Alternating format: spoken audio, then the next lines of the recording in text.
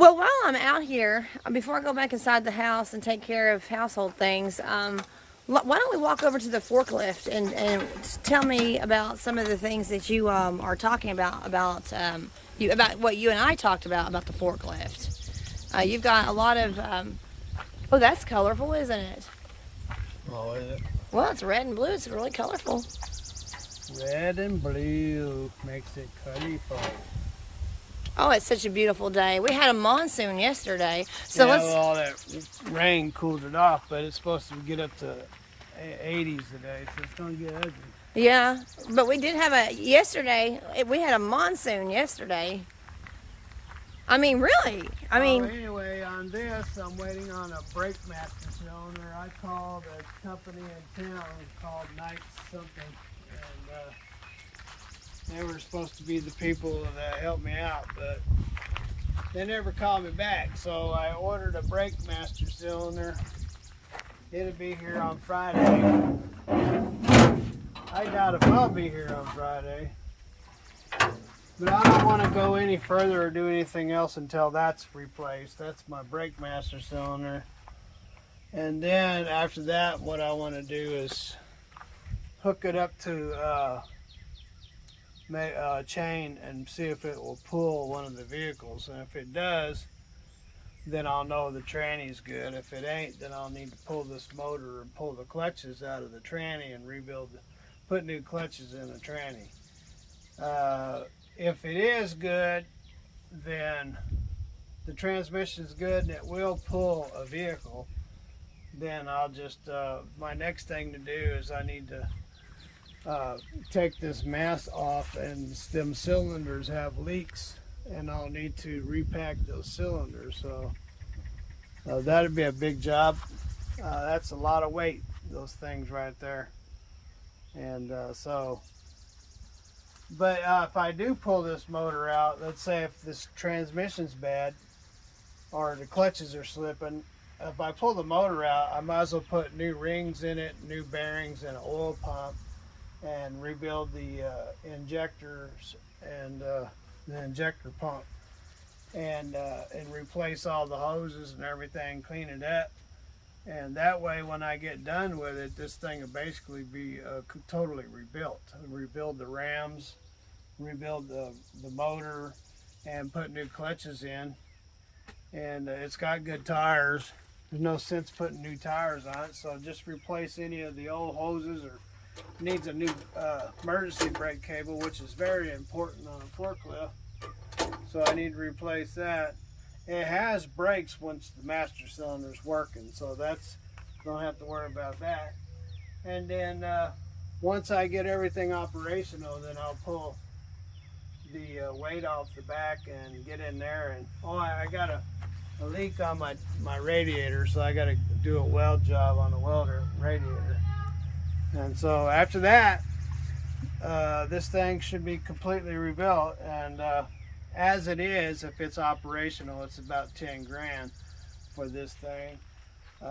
You can get it between 7 and 10 depending on what kind of shape it's in. But if I do all that work, these things are astronomical. Brand new forklifts are 40 grand. So anyway, 40 or 50. Last night you said they were about 50. Yeah, between 40 and 50. I was just going to say, and this thing's a monster. It's a 35, so this thing would be worth some money. But I'm not about selling it. I just want it to be, everything be operational. I want the lights to work. I want the dash to all work. I want everything that's supposed to do what it's supposed to do work, and I don't want it to leak. And if I want the transmission to be as strong as it can be, and I want the motor to be as strong as it can be. So I want it in tip-top operational order. That's the way everything is around here, and that's the way I want to keep everything. So you could do a lot if once you have it in pristine condition. That could be a real huge back saver here around here. Sure, it can lift up that container and move it around if I have long enough forks to get under it. Okay. Well, tell me about, you said something about that it's being called a 35. Talk to me about that. Yeah, that's just the model it is.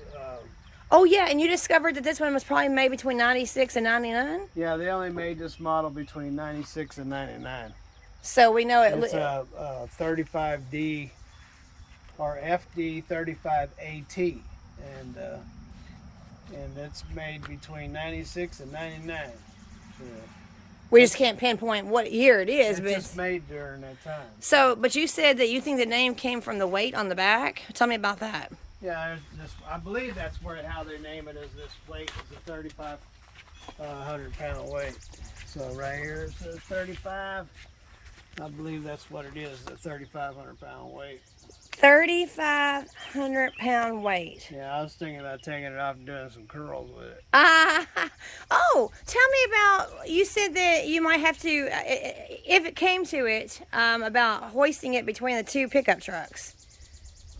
Well, I was thinking that, see, you got two holes up there on the mast.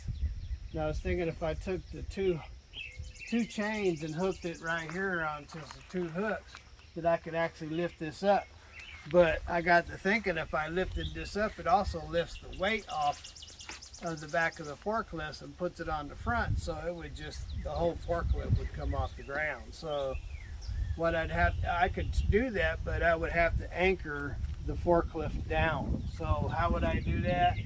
Well, I could park between the two pickups and put a strap over it and then lift it off. So, And you also were saying in the conversation last night, put the strap, anchor the strap onto the chassis of the two trucks, and then take the chains and lift that up.